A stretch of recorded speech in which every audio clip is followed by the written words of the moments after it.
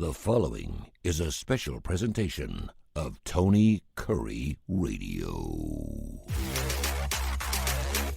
We are getting it on here with K4Wins, K4Wins. Every time we get on the K4 Sports Digital Network, of course, along with Duncan, we greatly appreciate their time and everything they do to get us on and give us a great show. Also, of course, on Tony Kurre Radio. And you can also check us out on our YouTube channel. We are live every Tuesday and Friday mornings right around 10 o'clock Central Time. It's 11 o'clock Eastern Time.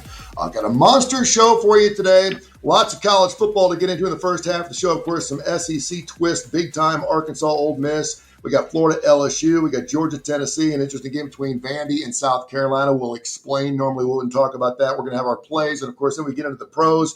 We got the Chargers and the Raiders. And we do have the beat writer, the man who's inside the locker room just about for everything they do, your Las Vegas Raiders man, Keefer, who's up in the upper left-hand corner. Also, of course, the Las Vegas Sun chief editor, Gregory, right below him. He's been all over handicapping for years and years and years. He's a master professional at it. And Keefer, who, of course, executive director of the Birmingham Racecourse Casino. He's right below me. I'm Tony Kurre, been doing sports radio, ESPN, for about 30 years. We'll get into it. Gentlemen, how are we doing today? Get ready for another weekend of a great football. I do want to say, and I said something on our show the other day, can we just take a moment of silence and just appreciate the moment we're in, because we're already into week 3 of college. It's going to be week 2 of the NFL. And before you know it, we're going to be in like week 8 or 9, and it's going to be over already. And I hate that. So let's just enjoy the moment, the time we're into it right now. But how y'all doing? Ready to roll. All right, good. Case, you good?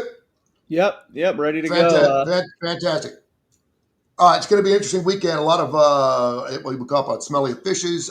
We've got that Georgia Tech Clemson game. I've got a ton of games I want to ask you guys about. And, of course, the K brothers know what they're talking about when it comes to picking games against the lines. I'm going to start off with them smelly fish. Let's start off right there. I see this game as a Clemson top 5 team playing a Georgia Tech squad that, quite frankly, every single year seems to be like a mosquito. They're just a pain in the ass. They run that weird offense. They either do really well against you or really bad against you, and they're only catching 3 against a team that I've got winning the national championship. How far am I off, Case Keefer? I'm a little surprised by the movement too with you, but this is about what I made it. I just feel like what a change in perception, because coming into the season, I think we talked about it all the time. A lot more people were aligned with you. They were saying Clemson's, back to their national championship form, one of the best teams in the nation. And I was largely a seller. I was saying, I don't really like this team. I think there's a lot of red flags. I'm not the biggest Cade Klubnik guy. And even that being said, coming from that perspective, I'm surprised this has gotten all the way to a flat field goal.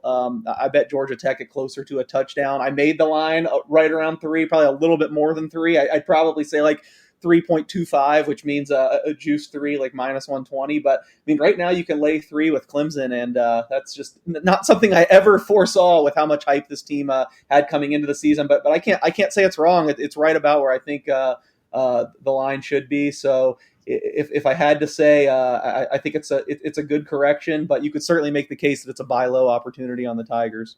And Kip, you're a big eyes-on guy, too. It's interesting because we're into the 3rd week, and you like to think that after a couple of games, you've got an idea of what a team actually looks like. Clemson being down 16-0 against Troy. I don't care who you're playing. You don't expect a team that's vying for a national title in their year to be down 16-0 to anyone, including Troy. And I know a lot of people are like, well, maybe they're holding on to their book. Well, they probably need to start looking a little deeper into their playbook, because their offensive play calling has been lousy so far. Yeah, it's a little subpar, and I echo what Kay said, and I'm not jumping on a staggering entity a couple weeks into the season, because I said before the season I really respect the Clemson program and what they've accomplished, but I just thought there was too much preseason hype there, and everybody was leaning on the same premise. They've got all this production back from last year's team. I didn't think last year's Clemson team was very good. They had 4 losses for the season. The 2 legitimate opponents they played that were national championship contenders, which is the classification they're supposed to be in, they got absolutely slaughtered. I just don't think Klubnik is an elite quarterback. I've seen him play well on a good team with good personnel around him, but I really needed to see him take another step. So it was just kind of, I'll believe it when I see it coming into the season. And I rose the red flag a couple of weeks ago on that third week, because I said even the ACC games they got on the road at Georgia Tech, at Louisville, and I thought maybe North Carolina might be a little more presentable, but they got a Chapel Hill later this year as well. That wasn't a real easy slate. And, I guess looking at the teams from a knee-jerk reaction, you would say Clemson is in a different classification than Georgia Tech. But Tech under Brent Key, I thought was a team that was really kind of on the move up. And third week in Atlanta, an 11 o'clock game. I just thought it might be a tough spot for Clemson. But like everybody else, I thought they'd be a 6.5 or 7 point favorite. Obviously, there's a lot of people on that bandwagon now that Georgia Tech is a legitimate team. And we'll see. Haynes King, an experienced quarterback. They beat Miami at home last year and really helped derail their playoff chances. So that's kind of how we've arrived at this point. If Dabo can rally the troops and get them to play like a lot of people expected them to play, then maybe they'll have a walkover here in a really economical line situation. But I think this is going to be a highly competitive game start to finish.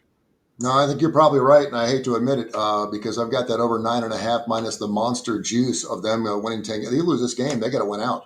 I don't like my chances with them only being a 3-point favorite on the road against Georgia. And I know Georgia Tech again, but we're talking Dabo Swinney here, guys. Won couple national titles. I mean, he knows these pitfalls. He knows these games. It's not like anything's going to come up and bite him in the ass. So he knows exactly what he's getting himself into. And yes, he reads the newspapers as well. So that should be interesting. Another game that's sitting right around 3. Now it's actually up to 4. I've got it as one of my plays, and I absolutely love the side in this.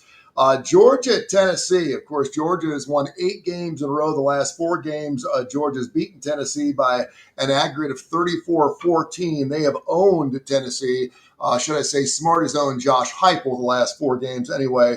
But pretty amazing game. That line only 4. Case for me, just based on what I've seen from Georgia, I think they've been holding on to their playbook. I don't think they've let anyone see anything. They've only given up 13 points defensively speaking for the entire season. Tennessee's only scored 20 or more points the last 6 games against Tennessee. They've always had an issue. Even when lights out, they've got a good explosive offense. And you can certainly make an argument this year their offense looks pretty good. Yeah, and so we've seen this number come back Georgia's way. I think last time we talked on Tuesday, it was right after it had touched 3, and I probably would have guessed then there was a better chance it got back to 3 than climb back up, but there's some 4.5s this morning. Sounds like we might be on opposite sides because I do like Tennessee at more than a field goal. I mean, if you just want to do it the most basic narrative angle, I mean, how many of these inexperienced quarterbacks that you're unsure about have struggled in their first road start? And I hate that I always have to be so negative because I grew up a Georgia fan and still root for him, but I'm just not a big Gunnar Stockton guy. Going into Neyland, I think this game's going to be a crazy environment, and I don't think the talent discrepancy. I've heard so many people that are picking Georgia. If you're picking Georgia, I like what you said. You're going with that they've been, just being super vanilla. They haven't shown what they're about. I totally get that if you're going Georgia, but I put like little to no stock in the history, and they've beat them so many times in Tennessee. And I feel like the talent personnel was so much bigger gap than I've been impressed with Tennessee overall. And I know Kai pointed out they have some injuries, especially in the secondary. I mean, Georgia never seems to throw deep or really have anything creative downfield. So that scares me a little bit less in that regard. And Georgia has injuries too. I mean, their offensive line seems like it's a sieve right now. So I just think this is a little more even matchup than usual, and a home team getting more than a field goal. That's the side I jumped on. Yeah. And again, I understand. I certainly understand from a gambling standpoint because trends are trends. And whenever someone says, well, whenever this guy is coaching this team, they're 27-1 on Thursday nights when it rains and blah, blah, blah. And I get that. But you do want to look at the proclivity and look at a past experience and go, okay, when they play in this particular situation, what does it look like? And the fact of the matter is Georgia's beaten them 8-9 times. And at the same time, I know how bad it feels for Tennessee because when Alabama goes on those runs against Tennessee, it just sucks to live in Knoxville. It just does. When Alabama's beating you year in and year out, when they finally get a victory, it is celebration time for a couple of months. Kip, this game is going to be obviously telling us a lot about where the SEC is. Before we get into the Florida LSU game, Georgia, Tennessee, where do you see it land? Well, I've watched Georgia Tennessee games for a lot longer than I'm going to admit here publicly. I go all the way back to the Georgia last second touchdown caught by the tailback, or actually the fullback, Haynes, sneaking out of the backfield from David Green in the early 90s. That was the famous Larry Munson call. We just stepped on their face with a hobnail boot Right. and crushed their nose. One of the most famous original creative accounts of a game of all time. So I've seen them all. I've seen Tennessee fling it up for grabs on the last play of the game. The last time they beat Georgia, as a matter of fact, I guess that was 2016, the infamous Hail Mary that got batted around in the air, and the Tennessee guy, right amongst 5 Georgia defenders, comes down with it. I mean, this is a fierce rivalry. It's one of those games for Georgia. Georgia's traditional rivals, of course, are Georgia Tech, but that hasn't really been pertinent until last year's 8 overtime game. Another symbol that Georgia Tech was starting to get fed up with being a little sister. But Georgia, Florida is the game for Georgia fans every year. It's the game they point at. But Georgia has so many of these other, quote, rivals. Tennessee, South Carolina, Auburn. Although 3 of those schools consider Georgia, Auburn not so much because of Alabama, but there's a lot of teams that Georgia play that Georgia's, like the team that they want to beat most, especially in the Kirby Smart era. So I think Tennessee is more jacked up traditionally for this game than Georgia really is. And the last couple of years, Tennessee had a good chance, caught Georgia in a real vulnerable spot last year where everybody was hurt. Tennessee was higher ranked going into Athens, if you recall. And Georgia was just coming off a thrashing the week before, the worst defeat of the Kirby Smart era, where Ole Miss just beat them up one side and down the other. And Georgia still rallied in that game, getting behind 10-0, and eventually overtook the Volunteers to win the game. And Tennessee still went to the playoffs, but they weren't very significant after that, as Georgia exposed that they were not a super team. So there's a lot of pent-up emotion here. I think Case is right. I think the atmosphere, I think the Tennessee fans might sense a little trickle of blood in the water. So I think you're going to get Tennessee come out just completely full of vigor and maybe get to the lead. And they've done that a lot of the times in this 8-game losing streak. Georgia kind of rights the ship and gets things together. I don't know personnel wise if Georgia's that team this year. On their schedule, this is really the most difficult road game they have in week 3. They play a lot of really good teams, but they play all those in Athens where they have not lost in, I don't know what the number is, but they have not lost at home since 2018. So I think this is a tough spot. We're going to learn a lot about both these teams. And Case mentioned Tennessee's defense really banged up. Both corners are out. I think Georgia has the receivers to go deep with Noah Thomas and Malachi Branch. And they invested a lot in the offseason in their wide receiver core. I mean, and they needed to with the loss of their quarterback. I, as a Georgia fan, if I were a Georgia fan, I just want to see what Gunnar Stockton's all about. And you mentioned Case, we have not seen him enough, but I want to see some flares of brilliance from him against that secondary this weekend. Yeah, he needs to throw it deep. He had a couple of nice deep balls in the Notre Dame game that they lost. I called him Malachi Branch. That's wrong. He has some other biblical name. Case Zechariah.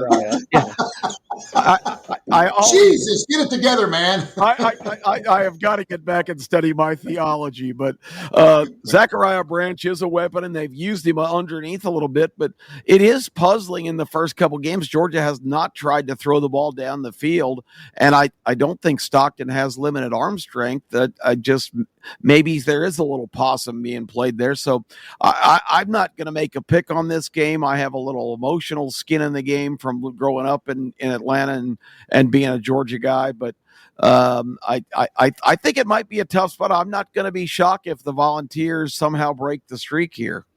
Speaking of picking ball games, I got a 24-point dog winning outright this weekend. Unbelievable. And I'm feeling better and better about it. As a matter of fact, the line went down at 21.5.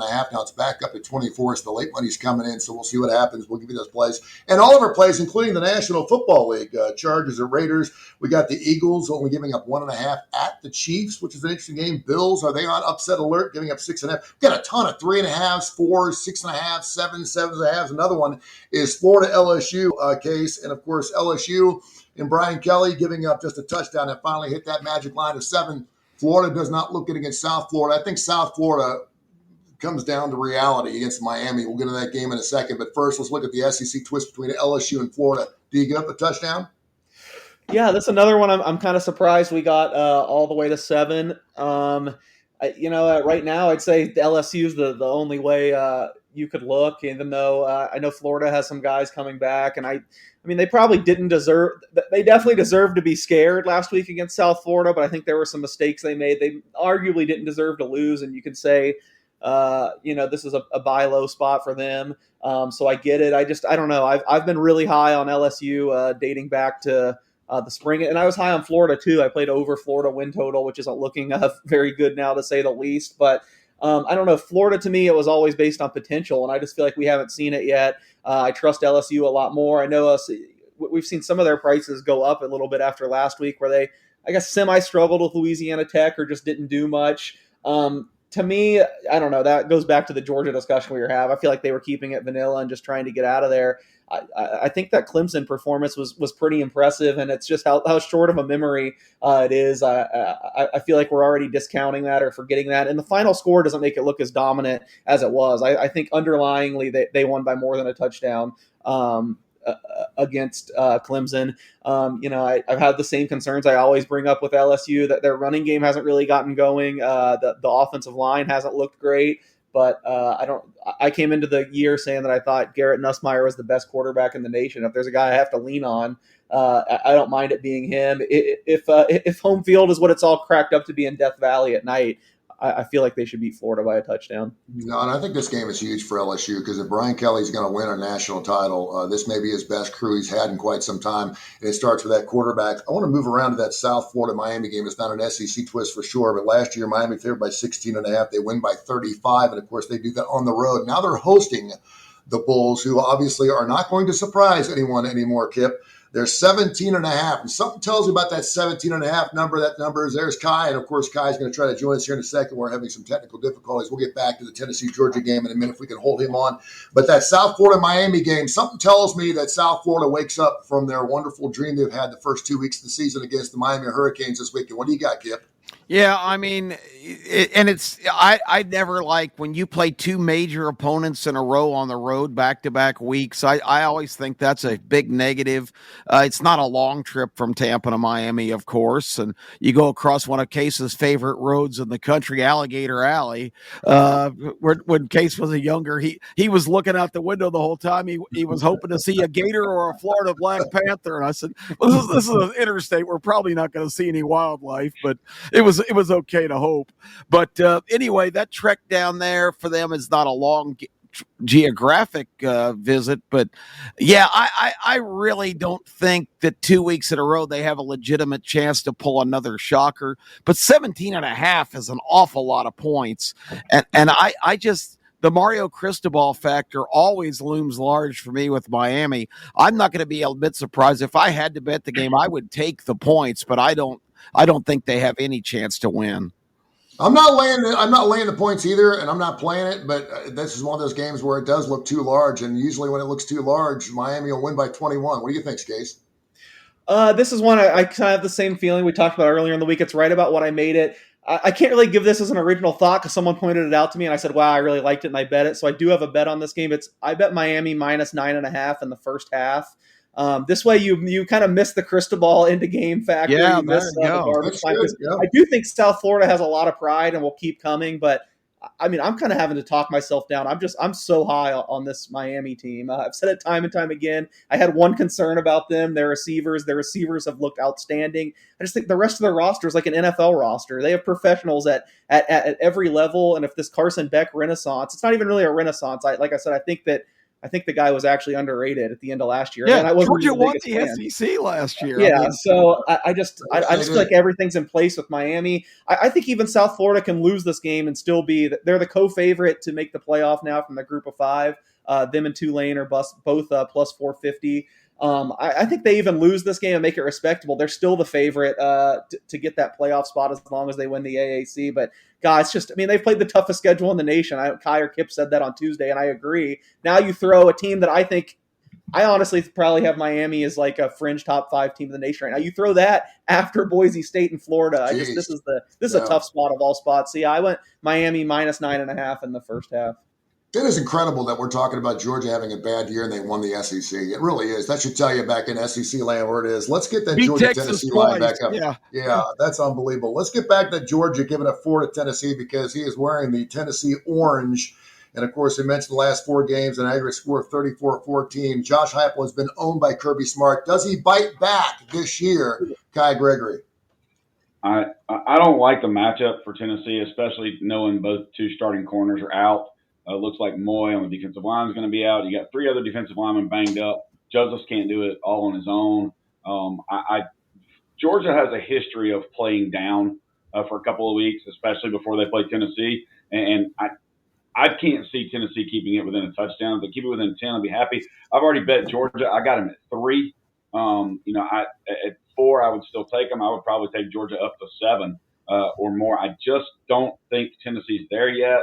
The offensive line, David Sanders is going to be his very first start at left tackle. Not sure how that's going to work out for him. I would stay with Georgia, but y'all aren't getting me off the South Florida bandwagon. Brown is legit.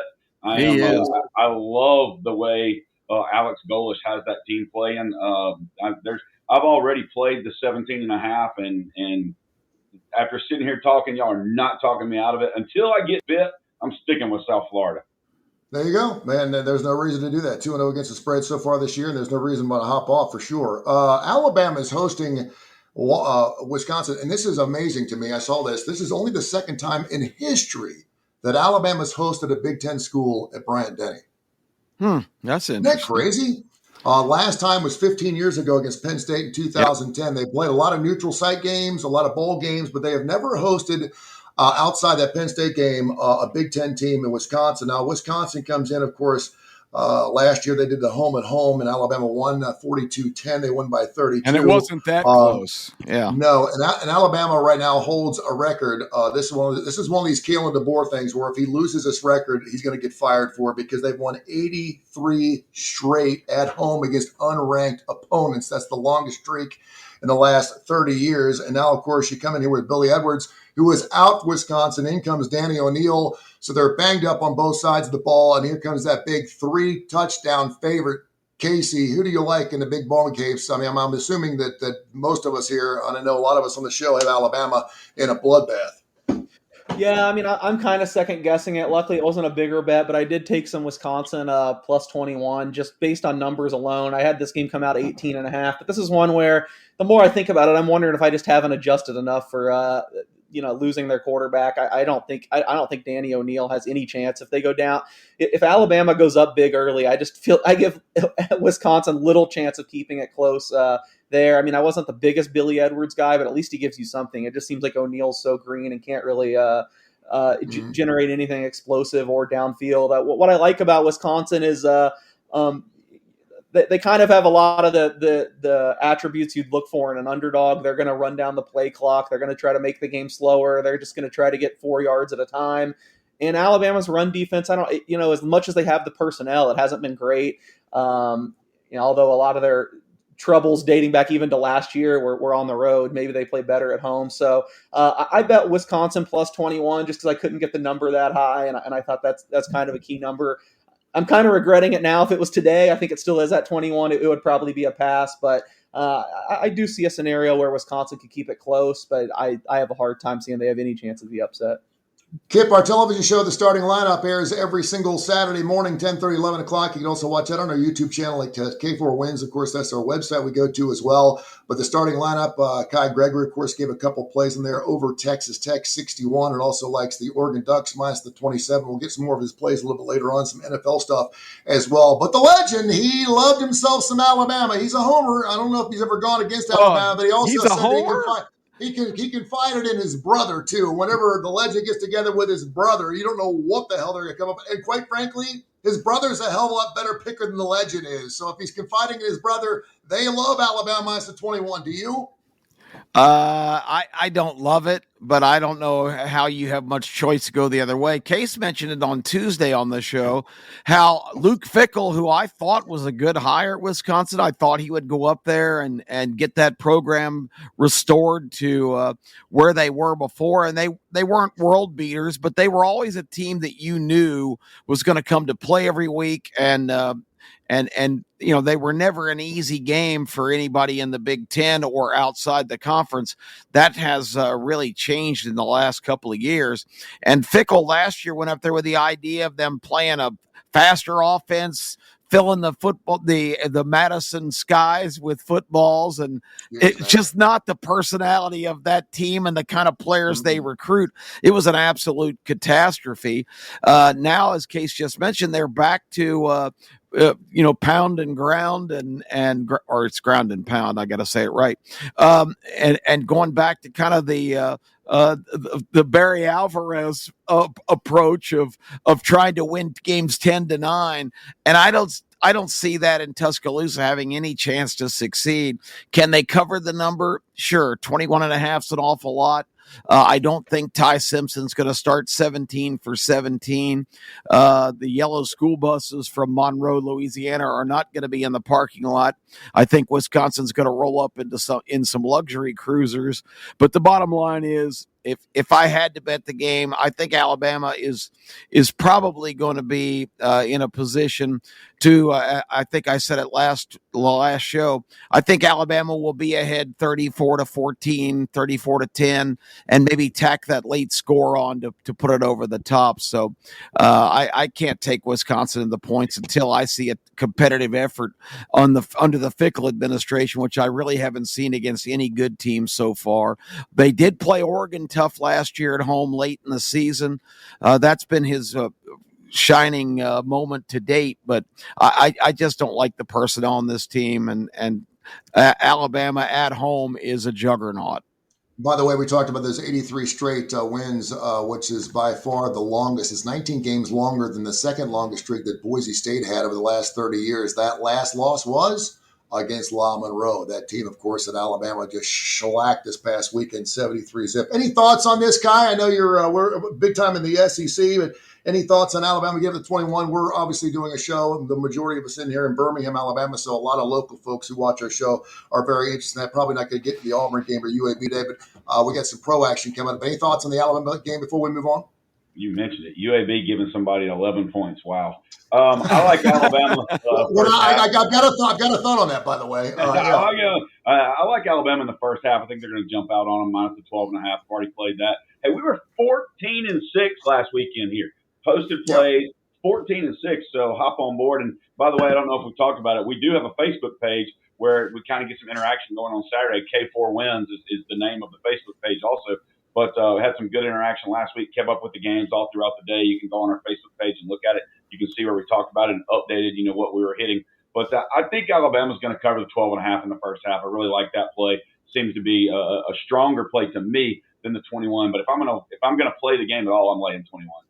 You brought up a UAB. I will say that I played the over 53 when it came out. I pulled a case. I'm like, I'm jumping on this line big time because already up to 57.5. So everyone's playing that over. And it's hard to do that when you're playing an Akron squad who has not scored a point yet this year. They've been outscored 78-0 to Nebraska and Wyoming. They lost 68-0 in one game. Some team tout, I don't know what it was. I saw something that actually picked Akron to cover the spread against Nebraska. They were talking about it was one of the worst losses they ever had. They thought they'd put some points up. But I do think against this defense, Akron can put up 14. And if they do, I like UAB to go over that total. So I'm going to probably keep that streak alive and just playing the overs. I don't know if they're going to cover the 11.5. This will be the only chance this year that UAB gets a chance at a blowout. So we'll see what happens. And of course, the Auburn Tigers taking on those South Alabama Jags. We're going to see what happens with that as well. We got some other interesting games. Arkansas Ole Miss case. Ole Miss coming off that tough game against Kentucky. They always know they're going to play a tough game against Kentucky. They don't get the spread win, but they did get a win. They're sitting there at 2-0. And here come those Arkansas Razorbacks, only catching 6.5. Smelly fish? Well, there's two teams in the SEC that I think are widely considered somewhat contenders that the market just absolutely hates. Every week there's money coming in against South Carolina and Ole Miss. Coming into the season, I was higher on Ole Miss, lower on South Carolina. But man, just how much both these teams get bet against in everything, whether it's futures, game by game. I feel like it moves too much every week. However, this is one I would not get involved in. I don't know how much it's been covered down there, but really the whispers and things are that Austin Simmons is actually hurt, that he's been walking around campus in a walking boot.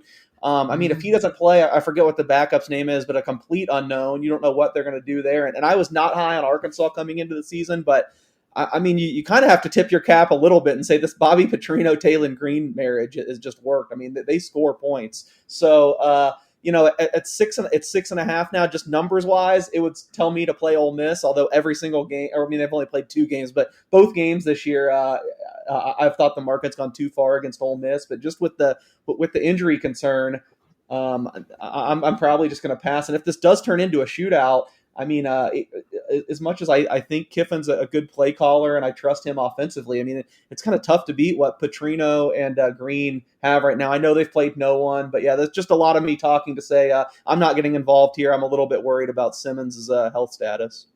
Yeah, another interesting line, too, and you guys can jump around wherever you're at. If I'm moving on from a game you want to talk about, certainly get into. We're talking about Vandy and South Carolina. Normally, this would not be a game I'd even look at, but I got South Carolina early in the season going to the playoffs. They missed it by 1 game, and they only given up 3.5 at home against a Vanderbilt squad that used to be kind of a joke. Kip, this year, not so much. Yeah, not a joke anymore. Clark Lee has done the impossible, because I was an advocate a couple of years ago. Vanderbilt needs to get booted out of the conference for being non-competitive entity. Of course, the counter arguments were, well, they're so good in a lot of the other sports like baseball. They're smart. Yeah, they're smart. Exactly. They produce a lot of doctors, but that really isn't a criteria when your football team is an absolute disgrace. But Clark Lee has been a miracle worker, and Diego Pavia has brought a culture to that team that we have not seen. That win at Virginia Tech last week was really eye-opening for me. It was. That being said, this is their second game in a row on the road. It's at South Carolina. Vanderbilt, when they were riding high last year, hosted South Carolina and got waxed. The Gamecocks came in there and beat them like a drum. So I still think there's some talent disparity. I don't know what the real problem so far. South Carolina's looked a little sluggish in their first couple games. And I mentioned on Tuesday, this is one of the only games in the country where you're looking at a matchup in week 3 where both these teams have a common opponent. They both played Virginia Tech. Of course, the neutral field for South Carolina, they won in kind of a grinded out fashion. The game was never decided until, midway through the fourth quarter. And Vanderbilt went up there and beat them 31-0 in the second half in Blacksburg last Saturday. So the Vanderbilt win head-to-head against Virginia Tech, a lot more impressive. So from that standpoint, you say Vandy has a chance, but second game in a row on the road, South Carolina, has better personnel. I think the line is really manageable there. So I got to take South Carolina here to bring Vanderbilt back down to earth. I was going to play South Carolina, but I don't want to play South Carolina because you guys know I've got South Carolina going to the playoffs. But I totally agree with you. This is a game where Lenore Sellers, one of the few guys in the league that's actually a returning quarterback, albeit he only played 5 games last year. This is a game where he can be a game manager, he can be a slinger, he can be whatever. Just don't lose the football game. You are the leader of this football team. We're at home. We got a team that we should beat only by 3.5 points. Get it done in South Carolina. I'll be on their way. If they can get an impressive win here and win by 10 or 14, they may be for real. Maybe I'll feel a little bit better about going coast to coast and maybe perhaps making one of those 12 spots. All right, let's get around. Do you have something to say, Case? I'm just saying, if they win, I hope you're right. It's now painted 3 across the board. I would have to get involved with South Carolina here. I know Kip will disagree with this one. He hates this team, but if they win by 10 or 14, I'm going to be sitting here on Sunday ready to fire on Missouri, because I think Missouri will clean their clock next week in Columbia. So I hope you're right. I love it. Okay, well, I hope we're both right then. That works for me, brother. It works for me. All right, let's go around the horn. Let's go around the horn before we get in the National Football League. By the way, unders 12-4. Man, I'm so unhappy I didn't play because I love overs in the National Football League. I love overs, and I didn't play squat this past week. I think I had the Bengals over 47, and you saw where that landed. It landed at 33. I lost that game. 12-4 unders. Do the overs come back? We'll find out from a man who's right there in the backyard of one of the finest NFL squads in the Las Vegas Raiders in just a few seconds. Let's go around the horn. Give me 2 or 3 of your best plays. Kyle, we'll start with you. I think, and I don't know if y'all talked about it. Sorry, I was having internet issues apparently. Or I don't know if y'all talked about games tonight. I think New Mexico is going to come out with a heavy dose of Humphreys against UNLV. I agree. Against UCLA, and I don't trust Nico at all. I think that New Mexico's played better in their 2 games than UCLA has. This line at 15.5. I mean, if I can get 2 touchdowns against UCLA, they're soft up the middle. I think I saw the stat of UNLV. Utah converted 12 of 14 third down conversions, and New Mexico's coming in to run it. I really like them tonight. I've been all over Oregon, but they got Oregon State next week, rivalry game, and they're playing at 9 o'clock Oregon time tomorrow. I said that to say Oregon be huge. I just think they destroy them. Looking through some of the others, I really love a ton of team totals. I still love that Texas Tech game. I don't know if y'all talk about it. Man, Drink, that douche canoosh that he is, loves to run it up. They got UNLV coming in. UL Lafayette coming in. I've got UNLV on the brain. Sorry. They got UL Lafayette coming in this week, minus 27. There's something there I think everybody should look at. And a huge line move, which I wanted to ask Case about this. Appalachian State and Southern Miss, it opened at a pick, and now Appalachian State's minus 3.5. That's a huge line move in 2 days. Yeah, I don't get that either. I think I bet Southern Miss. Let's see. I think I bet 2.5. I thought that was crazy. It's even weirder because App in their first game against Charlotte, I don't know if you remember, but the game, I think it opened like 10 and they got totally steamed against. I think I might have closed like 5 or 4.5. Now they killed Charlotte, but it's just one game. I don't really like their new coach. I think defensively they have some holes. So maybe there's an injury I'm missing on Southern Miss. That'd be the one thing that scares me, especially now through the 3. But I bet Southern Miss at a worse number. So I'm on the Golden Eagles, but it seems like I'm missing something based on the line movement. Tony, did you talk about it's your word? I don't know if I've ever heard it from anybody else before you coined it years ago. The smelly fish. Yeah, of the LSU Florida game. We did. We actually talked about that, and it finally made it up in that line of 7. We talked about the 3.5s, the 4s, the 2.5s. Not too many 2.5s, but 6.5, 7.5. There's a lot of those. And so normally you kind of kick back and they're going to fall on those lines. But yes, we certainly did talk about that Florida LSU game minus 7. And that's Kai is certainly welcome in the fish market to give his take on that. Absolutely. We talked about the Georgia Tennessee game being kind of a smelly fish. And there's a ton of smelly fishes, by the way, in the National Football League, which we'll get to in just a second. Kip, give me your 2 or 3 best plays you got going on in college football this weekend. Well, I differ a little bit, even if Simmons is banged up. I just happened, of course, I was out of town last week, and I didn't get to see a lot of games from start to finish. But the SEC Network does this documentary kind of show every week where they show preparations for both teams, and then they show the game highlights and kind of narrate it. And I just happened after, I don't remember how the circumstances, but the game that was featured last week was the the Kentucky Ole Miss game. And so I really got to see the game pretty much unfold in this documentary and really was impressed with Ole Miss's ability to just line up and run the ball. Kentucky always in recent years known as a pretty stout front and defense, and that's how Ole Miss won that game. I had not heard that Simmons the rumor that he's potentially injured. He didn't play particularly well in the game, but I was just impressed with Ole Miss's ability to kind of pound the Kentucky front, and when they really had to have it in a competitive game, that's how they asserted themselves and pulled away. So was real impressed with that. And also Ole Miss's defensive effort, although against Kentucky, that's not saying much against the legendary Zach Calzada, who's been playing college football since the 1980s. But the bottom line is I like this game for Ole Miss in Oxford. It's their second SEC game. They're the only team in the league with a win in the SEC standings. And I just don't buy Arkansas.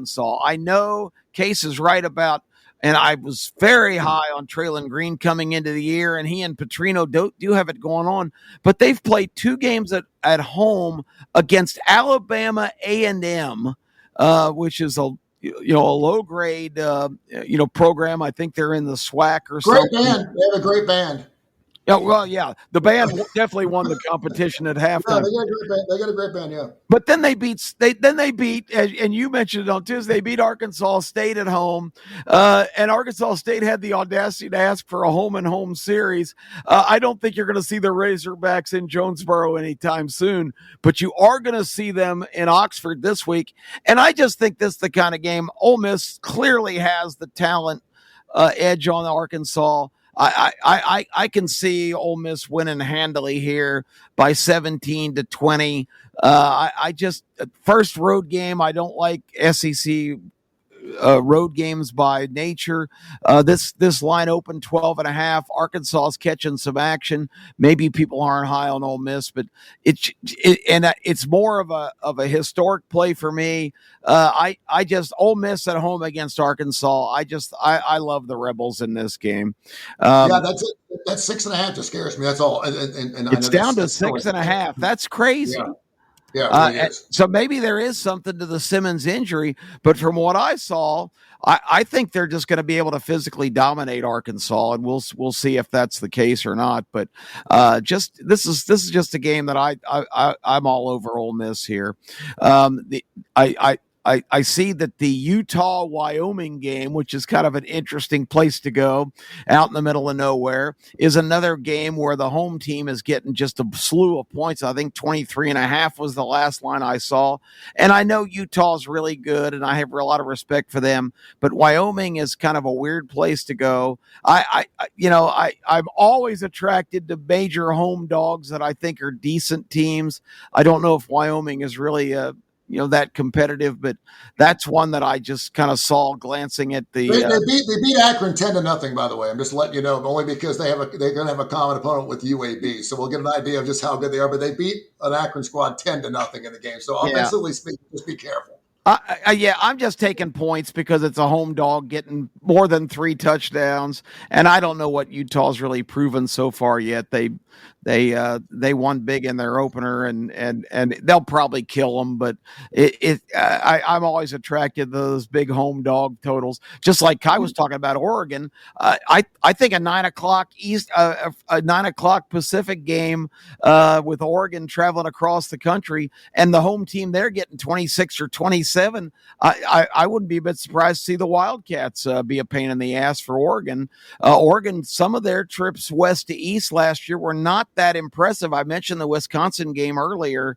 I think maybe they're more prone to having problems adjusting than it's documented. The other game that this is an obscure one too, but again, it's kind of a historical thing. Minnesota is always a team that's pretty good at home, that's competitive at home. When they go on the road, to me, they just stink.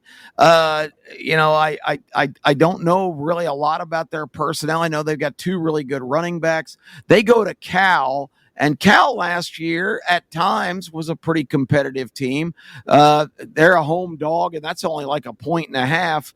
But it's just a hunch play for me. But I'm taking the Golden Bears to win outright against Minnesota. With the futures bet on South, what's that? Don't bet against Utah.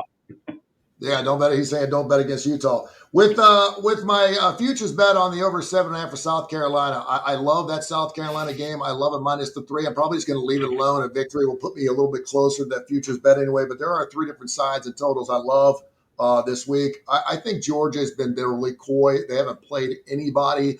And they were like, they only gave up 6 points to Austin P. Austin P sucks, blah, blah, blah. This is Georgia's Kirby Smart. He's won a national title. He knows what he's doing. He hasn't shown absolutely anything. And I think this is Gunnar Stockton's come out party. I'm not saying he's going to go 17 to 20 for 500 yards, but I do think he looks a little more prolific than what he is. He's playing for an SEC squad that just won the SEC. I think he's a really good quarterback. He's a 5-star guy that came out of high school. I expect him to play like that at Tennessee. They've won 8 games in a row. They won by an aggregate of 34-14 the last 4 games.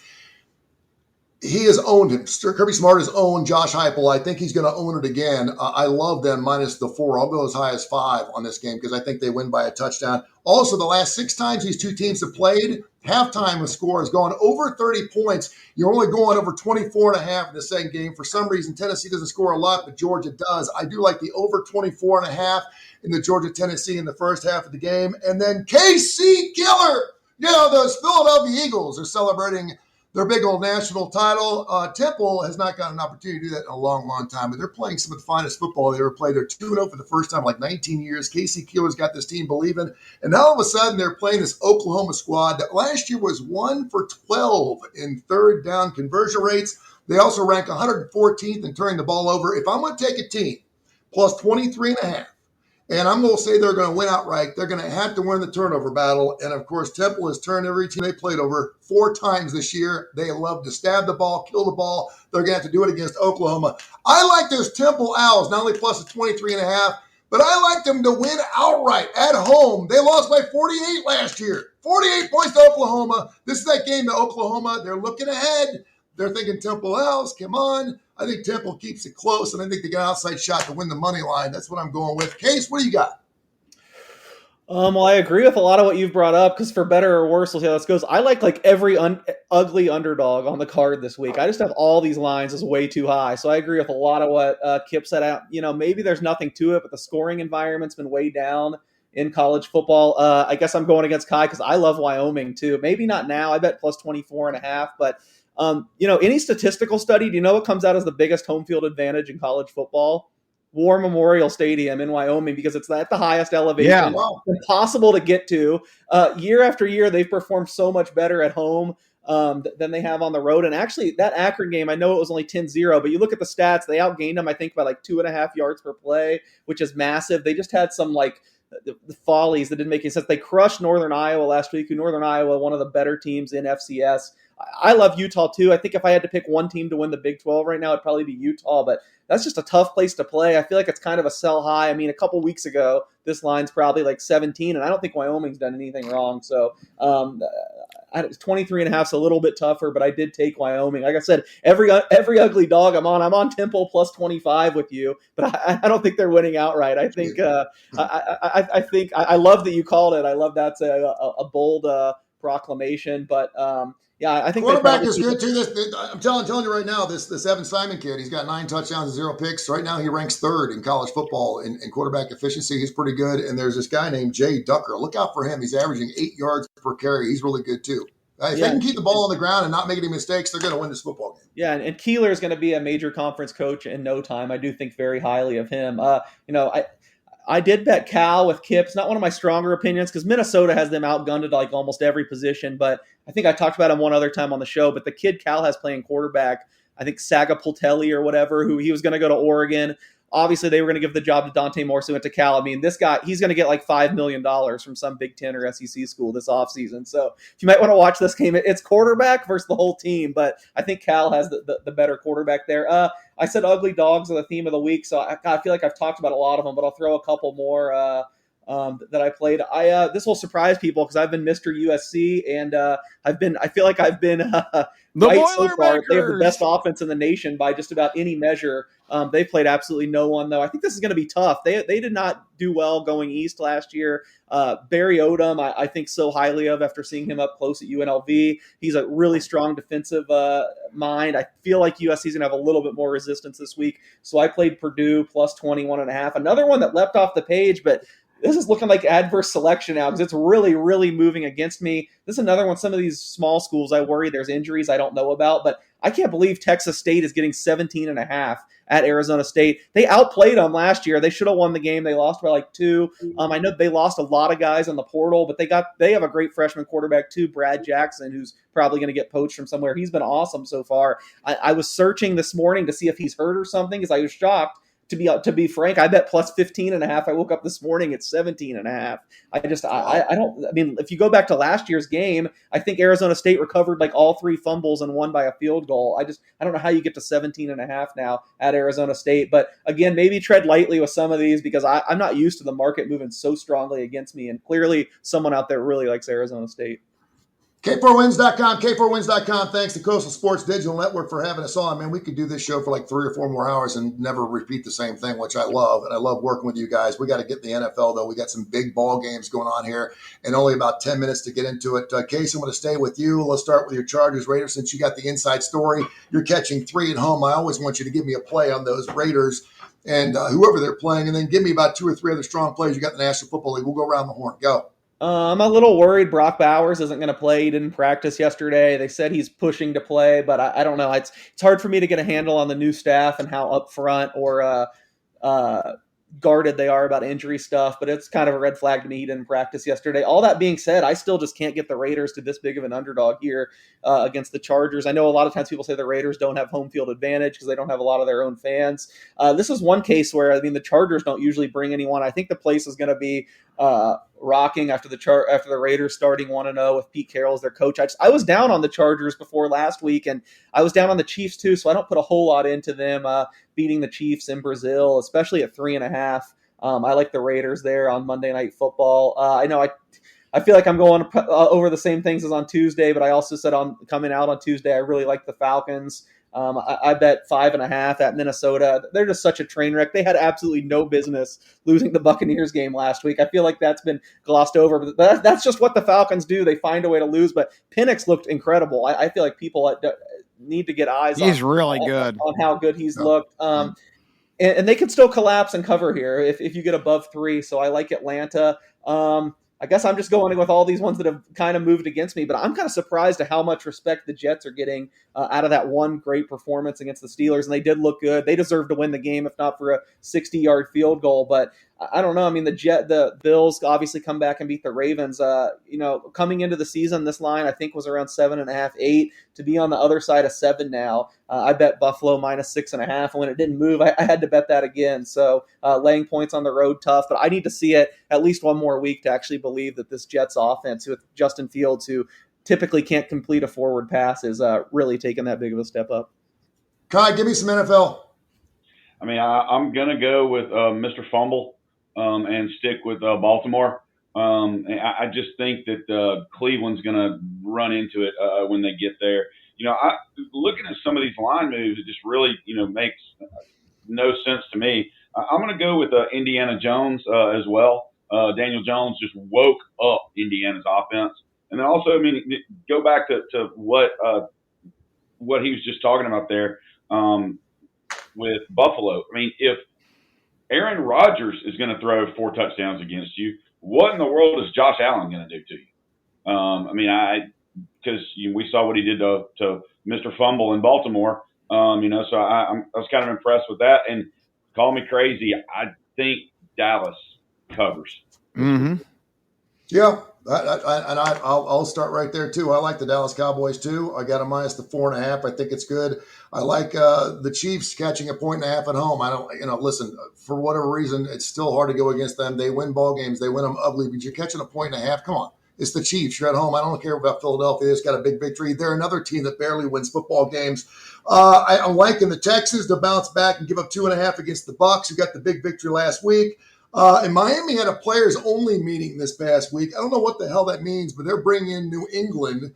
They're only giving up 2.5, maybe 1.5 at some spots. Case probably got a better number than that. Something tells Miami bounces back and gets a victory at home this weekend. So those are the 4 games I'm going with. Kip, who do you like in the National Football League?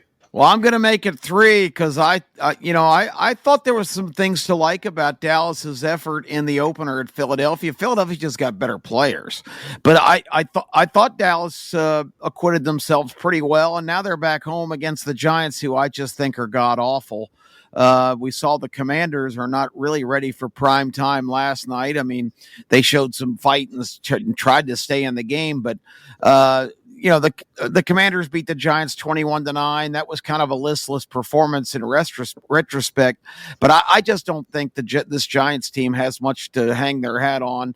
I think the Cowboys minus the 4.5 or 5 at home, I think they are in position to blow the Giants away. And my other one, last week I took the Texans against the Rams because I just have questions about this Rams offense, the quarterback situation. I don't know what kind of shape Stafford's in. I missed by a point or so. Covering, I think, was 14-9. They erupted for 14 points in their home opener. So that's not very impressive. Now they go to Nashville and play the Titans. The Titans, of course, a work in progress, but it's another home team catching, I think, 5.5 at home, and I don't think the Rams should be giving anybody on the road 5.5. Give me the Tennessee Titans to break through and win at home.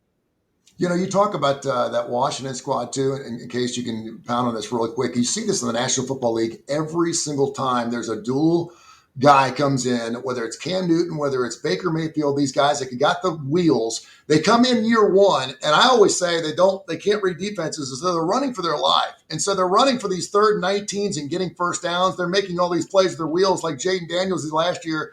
Now other teams are starting to figure out what this quarterback does, how they do it. They come in there for their sophomore year, and they have that typical sophomore slump, and all of a sudden everyone's figured them out. That's what Jaden Daniels looked like last night. Yeah, 7 carries for 17 yards for Daniels last night. Yeah, it's like everyone knows where he's going. He ain't running for his life anymore, and he's holding on to the football just a tad longer. He's trying to make the pass, and he's not running for his life. So no more broken plays for him, and now defenses are figuring him out. All right, let's get into some Major League Baseball. It has gotten really interesting. My Cincinnati Reds, San Francisco Giants, only a game and a half out, thanks to those fine Mets who are falling apart now. About 14 or 15 games left.